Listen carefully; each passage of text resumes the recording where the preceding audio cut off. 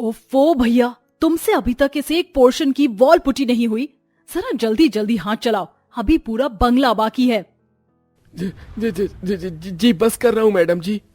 और सुनो, अपने आदमियों से कहकर इस गार्डन के एरिया को अच्छा लुक देना। अच्छा काम करोगे तभी पूरे पैसे मिलेंगे, वरना आधे पैसे काट लूंगी। इस बंगले में कुछ दिनों बाद अमीरों की होली होनी है। तभी बंगले के बाहर से गुजरती गरीब गर्भवती बहू कस्तूरी दुख जताते हुए बोली, एक अमीर गरीब की जिंदगी में कितना फर्क है। गरीब को 2 रोटी के लिए भी दिन भर मेहनत मजदूरी करनी पड़ती है, पर भगवान ने जिन्हें बेशुमार दौलत दी है वह त्योहार में लाखों रुपये एक पल में ही खर्च कर देते हैं। ये कहते हुए कस्तूरी फूलों से भरी टोकरी माथे पर लिए अपनी झोपड़ी में लौट आती है, जहां उसकी बूढ़ी सास सुलोचना और 6 साल की बेटी मिश्री उजाले का रंग बना रही थीं। अरे बहू, आ गई तू, क्या बात है? बाकी दिन तू हंसती मुस्कुराती हुई आती है, आज क्यों उदास है? माँ जी, आज जरा भी फूल नहीं बिके। मंदिर के बाहर की जगह पर बैठकर फूल बेचने के लिए भी पुलिस वाले अलग से पैसे मांग रहे हैं। ऊपर से एकदम से बहुत सारे दुकानदारों ने फूल बेचना शुरू कर दिया है। तभी 6 साल की मासूम मिश्री उदास होकर बोलती है, माँ, तो क्या हम इस बार होली नहीं मनाएंगे? तुमने मुझसे वादा किया था कि तुम मुझे होली पर रंग गुलाल, नए कपड़े दिलाओगी और पुए पूरी भी बनाओगी। होली के लिए मिश्री के मन में उम्मीद लगी देखकर दोनों गरीब सास बहू की आंखों से आंसू छलक आते हैं। बूढ़ी सुलोचना अपने बहते आंसुओं को पोंछकर कहती है, अरे तू चिंता क्यों करती है मिश्री, हमारे घर होली भी मनेगी और मेरी प्यारी पोती के लिए पुए पकवान भी बनेंगे। पर माँ जी, कैसे करेंगे हम होली की तैयारी? अरे बहू, एक काम ही तो छूटा है। हम फैक्ट्री के लिए नील तो बनाते हैं, मालिक से होली के लिए थोड़ा बहुत उधार ले लेंगे। जी ठीक है माँ जी। अरे, ये सारे फूलों के पौधे पानी बिना एकदम मुरझा गए हैं, मैं इन्हें पानी में डाल देती हूँ। कुछ समय पहले तक गरीब सास बहू की दुनिया भी आबाद थी, जब तक चंदन के पैर ठीक थे। अपने परिवार को हर सुख देने के लिए वह खूब मेहनत करते। कमाने की इसी होड़ में वह दिन भर खाए पिए बगैर काम करता, जिससे उसका शरीर बीमारी से एकदम कमजोर हो गया। ऐसे में दोनों गरीब सास बहू को कमाने की नौबत आ गई और उन्हें घर से बाहर निकलना पड़ा। कस्तूरी 7 महीने गर्भवती होकर हर दिन तड़के सवेरे उठकर अपने आंगन के रंग बिरंगे फूलों से टोकरी संजोकर उन्हें लेकर मंदिर के बाहर बैठती। उसके आंगन में नीम का घना छावदार पेड़ और फूल के अनेकों पेड़ पौधे थे। माँ जी, क्या लगता है मालिक से पैसे मांगने पर क्या वो देंगे? हाँ बहू, आखिर हम इतने सालों से फैक्ट्री के लिए रंग बना रहे हैं। पर मालिक ने उन्हें पैसे नहीं दिए। अधूरे मन से वो घर लौट आई। यूं ही दिन गुजरने लगे। एक सुबह कस्तूरी आंगन में झाड़ू लगाते हुए गली से गुलाल बेचने वाले को जाता देखती है। माँ जी, क्यों ना हम दोनों सास बहू भी गुलाल बनाकर बेचे? हमें तो रंग बनाना आता ही है। हाँ बहू, वैसे भी बाजार वाले और दुकानदार तो मिलावटी रंग बेच रहे हैं, मगर हम सास बहू फूलों से गुलाल बनाएंगी। हाँ माँ जी, जैसे नीम के पत्तों से हरा रंग, बेसन और कनेर के फूल से पीला रंग और गुड़हल से लाल रंग बनेगा। अब दोनों गरीब सास बहू दिन भर लगकर गुलाल बनाती हैं और फिर उन गुलालों को गर्भवती कस्तूरी टोकरी में भरकर द्वार द्वार जाकर बेचती है। गुलाल ले लो, गुलाल, नीले पीले हरे गुलाबी गुलाल, आओ प्यारे प्यारे बच्चों। तभी पिंकू नाम का एक गरीब बच्चा हाथों में 1 रुपया लिए दौड़ते हुए कस्तूरी के पास आता है। आंटी, मुझे ये पीला वाला गुलाल दे दो। हाँ, ये लो। गरीब बहू जैसे गुलाल का एक पैकेट पिंकू को देती है, वो फट से 1 रुपए का सिक्का उसके हाथ में देता है। ये लो पैसे।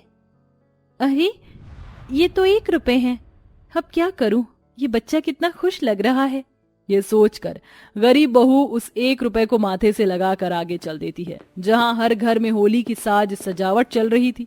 जहां एक गरीब फटेहाल औरत उसके पास आती है।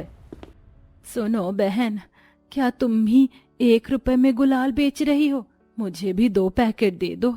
गुजिया पकवान ना सही तो भगवान के चरणों में होली में अबीर तो चढ़ा पाऊंगी। उस औरत को दयनीय अवस्था में देखकर गरीब बहू उसको भी 1 रुपए में ही गुलाल बेच देती है। अरे बहू आ गई तू, कितने का गुलाल बिका? कुल मिलाकर बस 10 रुपए का माँ जी। दरअसल मैंने गरीबों को 1 रुपए में गुलाल बेचा। पर कस्तूरी, बड़े बड़े दुकानदार होली के सीजन में रंग गुलाल बेचकर करोड़ों रुपए कमाते हैं। सोच तो मेरी भी यही थी, मगर चंदन जी, होली रंगों और खुशियों का त्योहार है। जो हम गरीब सास बहू के भाग्य का होगा ईश्वर हमें दे देगा। मगर किसी गरीब को 1 रुपए में गुलाल बेचकर भले ज्यादा पैसे ना कमा पाई, मगर दुआ तो लगेगी। जीती रह बहू। अब गुजरते दिनों के साथ होली में 2 दिन रह जाते हैं। हर घर में जोरों शोरों से होली की तैयारी शुरू हो जाती है। सभी के थाल गुलाल और गुजिया से सजने लगते हैं। उस बीच एक जोगी करोड़पति कामिनी के दरवाजे पर आते हैं। बहन जी, होली का दिन है, इस गरीब जोगी को 2 रोटी खिला दो। तभी जोगी का बिगड़ा भेष देखकर कामिनी घमंड से बोली, ये सारे वॉचमैन मर गए हैं क्या? इस भिखारी को अंदर किसने आने दिया? अरे ओ बाबा, यहाँ कुछ नहीं मिलने वाला, जाओ यहाँ से। कामिनी दुत्कार कर जोगी को भगा देती है। फिर वह गरीब सास बहू के द्वार पर आया। बहन, इस द्वार पर आए जोगी को 2 रोटी खिला दो। बाबा, हम गरीब सास बहू के घर गुजिया पकवान तो नहीं बना, यही रूखा सूखा है, ये लो खा लो। जोगी खुशी खुशी दिया हुआ खा लेता है और कहता है, ईश्वर ने जिन्हें करोड़ों का धन दिया है, उनके अंदर देने का दिल ही नहीं है। तुमने मुझे खिलाया, आनंद मनाओ, तुम्हारे दिन फिरने जा रहे हैं। तभी उस गरीब जोगी में से तेज निकलकर सभी गुलाल में समा जाता है। ये लो, अब तुम्हारे गुलाल और ये बाग दोनों जादुई हैं। इसे तुम जितना भी गुलाल बनाओगी ये और बढ़ेंगे। ये होली तुम गरीब सास बहू का भाग्य बदलने जा रही है। इतने के बाद जोगी ओझल हो जाते हैं। दोनों सास बहू जादुई गुलाल लेकर बाजार में बेचने पहुंचती हैं। गुलाल ले लो गुलाल, नीले पीले हरे गुलाल। देखते देखते होली के गुलाल खरीदने के लिए लोगों में होड़ मच जाती है। अरे वाह, आप दोनों सास बहू के गुलाल तो बड़े खुशबूदार हैं। इसलिए भैया जी, क्योंकि हमने इन गुलाल को फूलों से तैयार किया है। ये एकदम प्योर गुलाल हैं। फिर तो सब रंग में से 10-10 पैकेट दे दो। हाँ, मुझे भी 5 पैकेट देना। जहाँ अमीर लोग उन गरीब सास बहू के गुलाल ज्यादा पैसे में भी खरीद लेते हैं, उन गरीब सास बहू के जितने गुलाल बिकते उतने ही बढ़ते जाते। इस तरह से होलिका दहन के दिन ही वह लाखों का गुलाल बेचती हैं और खुशी से घर आती हैं। माँ जी, लगता है इस होली में हम गरीब करोड़पति हो ही जाएंगे। तेरे मुंह में घी शक्कर बहू, मगर आज रात भर जाग कर हमें और गुलाल बनाने होंगे। दोनों बाग के फूलों को जैसे तोड़ती हैं, वहां दोबारा फूल आ जाते हैं। वह रात भर जाग कर गुलाल बनाकर होली के बाजार में बेचने आ जाती हैं। गुलाल ले लो गुलाल, नीले पीले लाल गुलाल।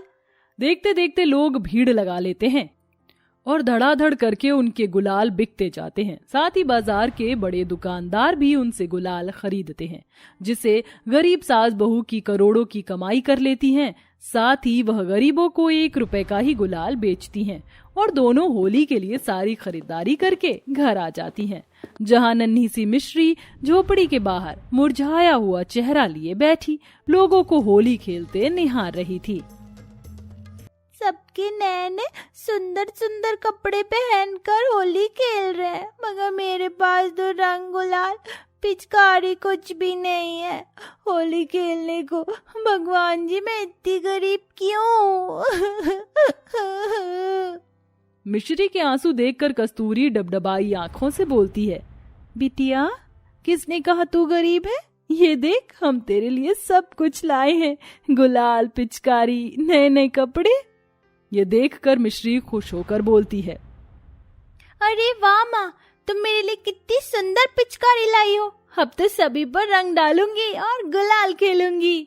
पर तुम जल्दी से मुझे मेरा भाई दे दो, ताकि अगले साल हम दोनों साथ में होली खेलेंगे। अभी मैं होली खेलने जा रही हूँ। अपनी कड़ी मेहनत से दोनों सास बहू गरीबी और संघर्ष उठाकर गुलाल बेचकर करोड़पति बन जाती हैं और उनकी होली खुशियों भरी बीतती है। गरीब बहू अपनी सास को गुलाल लगाकर गुजिया खिलाकर बधाई देती है। हैप्पी होली माँ जी। तुझे भी होली की बहुत बहुत बधाई हो बहू। सोचा नहीं था कि रंगों भरी होली हम गरीब सास बहू की जिंदगी में ऐसी रौनक भर देगी। करोड़पति होने के बाद भी दोनों सास बहू में जरा भी घमंड नहीं आता। वह हर साल गरीबों में होली पर जरूरत का सामान बांटा करती हैं।